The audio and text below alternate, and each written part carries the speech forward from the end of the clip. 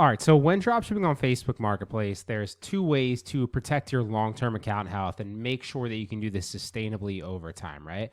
The first is to do the dropship arbitrage like we do on OfferUp and Poshmark as an example, and a little bit of Mercari, as well as use review images. Now, you don't need to do either of those, but doing both of those will help maintain your account health longer because it will be practically impossible to detect that you're drop shipping. So obviously dropship arbitrage, you would just use the label that Facebook provides, and I'll show you that here in a second. And obviously review images are going to help your listings look more native to the platform because platforms like Facebook Marketplace and Craigslist, for example, started with reselling items, right? So generally speaking, most people still have the perception that they're going to get secondhand items that are used on this platform, although obviously you can find dropship items and new items, right? Furthermore, using review images on your Facebook listings is going to help protect your account from IP claims from other sellers, which used to be a major issue.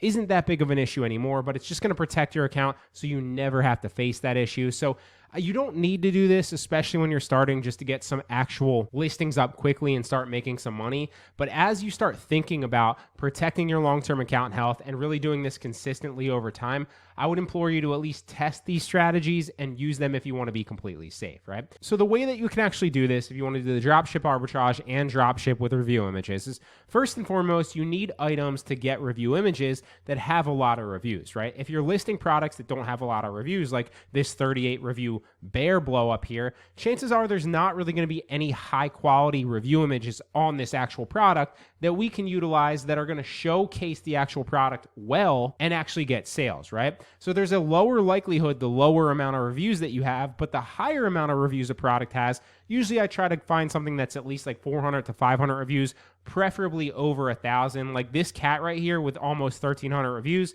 probably has a bunch of really good review images that we can then utilize on our listing. So if we scroll down to the review images just to kind of look, you'll notice that there's a ton of review images here. So see all photos, and boom, it's got a ton of which we can use other people's photos to make it look like we have this product in our possession, and then obviously would do the dropship arbitrage. Now you could do one or the other. You don't have to do both. You could just dropship directly with review images. You could also just do dropship arbitrage with the actual normal listing photos.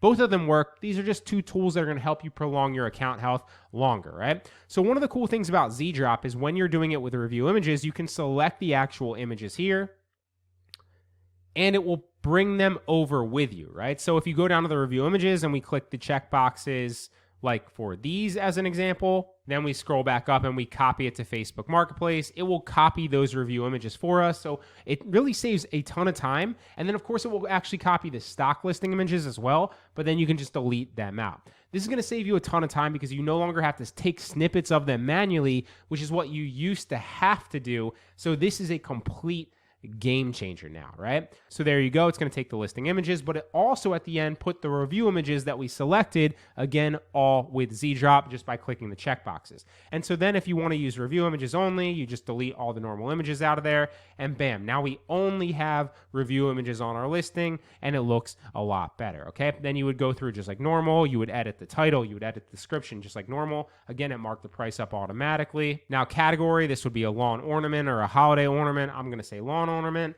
The condition here is new. And now if you want to do the dropship arbitrage when you click next, instead of actually using your own label, right? So instead of using your own shipping label, you would use the prepaid label that they give you so that instantly Facebook has that tracking number and there's less ambiguity, there's less customer complaints. They get the tracking number immediately in their order. Facebook has it synced up automatically, and so you don't run into many issues. It doesn't look like you're drop shipping. And then of course you would have to order it to your house first, use the label, package it, drop it off at the post office, etc., right? So the way that you can do this, just like you would on Mercari or Poshmark, you don't really need to worry about it, but Mercari is you'd go back to the listing.